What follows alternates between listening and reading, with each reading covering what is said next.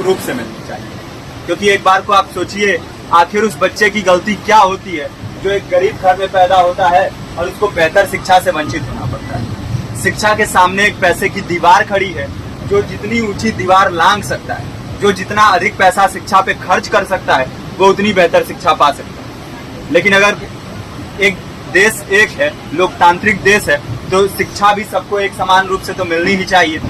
आज परिस्थिति ये है कि एक तरफ तो प्राइवेट स्कूल हैं जो लूट के अड्डे बने हुए हैं, वहां पे आप एडमिशन कराने जाएंगे तो सिर्फ एडमिशन के नाम पे ही आपको 10,000 20,000 रुपए देना होगा। और कमीशन खोरी का ऐसा धंधा है कि कॉपी, किताब, टाई, बेल्ट, ड्रेस, जूता कहाँ से खरीदना है ये आप नहीं तय करेंगे वो प्राइवेट स्कूल वाले। यानी आम लोगों की मेहनत की आखिरी कौड़ी उनके जेब से वसूल लेना चाहते हैं। और दूसरी तरफ सरकारी स्कूलों में न तो पर्याप्त टीचर हैं, न पर्याप्त बिल्डिंगें हैं। 2019 का ही ये पुराना आंकड़ा है कि हर 100 में से 52 स्कूलों में या तो एक टीचर है या 2 टीचर हैं। और उन्हीं टीचरों के ऊपर जिम्मेदारी थोप दी जाती है कि जनगणना करो, मतगणना करो, पशुगणना करो, तमाम काम करवाए जाते हैं। और 19 के बाद से तब से कितने टीचर रिटायर हुए होंगे और 18 के बाद से कोई टीचर की वैकेंसी भी नहीं है।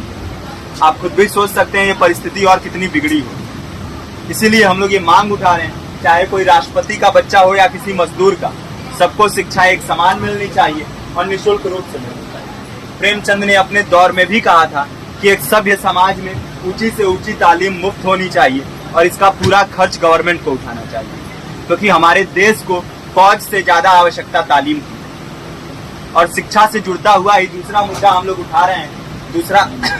दूसरा मुद्दा है रोजगार का।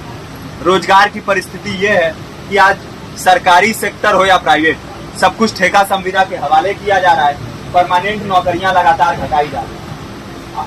इसी रेलवे में 1995 के आसपास लगभग 18.5 लाख कर्मचारी काम करते थे, लेकिन आज उनकी संख्या 12 लाख थी।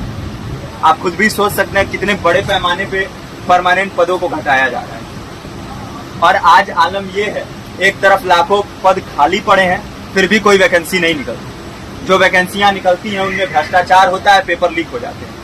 RO, UP police, BPSC, SSC, CGL, ऐसे तमाम पेपर लीक हो चुके हैं, आप लोग भी जानते ही। अभी नीट की धांधली में ये पता चला कि एक एक पेपर 30 लाख से 50-50 लाख रुपए में बेचा गया। हम और आप तो ये पैसा नहीं दे सकते। पूरी की पूरी कारस्तानी सरकार, प्रशासन, शिक्षा माफियाओं की होती है। और भुगतता कौन है? आम घरों के लोग, जो लोग सालों साल तैयारी करते हैं, दिन भर में 10-10 घंटे, 12-12 घंटे पढ़ते हैं। और इतनी कड़ी मेहनत के बाद, सालों साल की मेहनत के बाद उनके हाथ लगती है तो सिर्फ हताशा, निराशा, अवसाद। बहुत से छात्र नौजवान जो इस बेबसी में, इस डिप्रेशन में नहीं जी पाते, आत्महत्या तक के कदम उठा लेते हैं। लेकिन ये देश की विडंबना है कि टीवी चैनल, अखबार, मीडिया, नेता, मंत्रियों के लिए कहीं ये कोई मुद्दा नहीं है। उनके लिए मुद्दे हैं तो जाति, धर्म, रंग, नस्ल, अगड़ा पिछड़ा। आज जब पूरी परिस्थिति इतनी भयावह है तो ये जरूरी है कि लोगों के बीच में जाया जाए, लोगों को संगठित किया जाए और एकजुट किया जाए। क्योंकि आज अगर अपने मुद्दों पर बोलेंगे नहीं तो कल को ये परिस्थिति और बिगड़ेगी। हो सकता है ले देके अपनी जिंदगी तो हम लोग काट ले जाएं, लेकिन आने वाली पीढ़ियों को क्या भविष्य देके जाएंगे, ये भी सोचने वाली बात है। हमारे साथी ने आपको पर्चा दिया है, पर्चा आप तक पहुंच गया है। पर्चे में और भी बातें हैं, इसको पूरा विस्तार से पढ़िए। पर्चे में हमारा नंबर है, संपर्क कीजिए।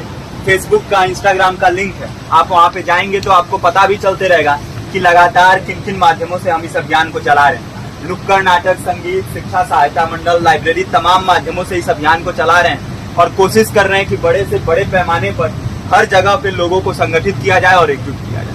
आपके बीच भी आए हैं आपका साथ और सहयोग दें। साथ इस रूप में कि आप भी हमारे इस कारवां और इस मुहिम से जुड़िए।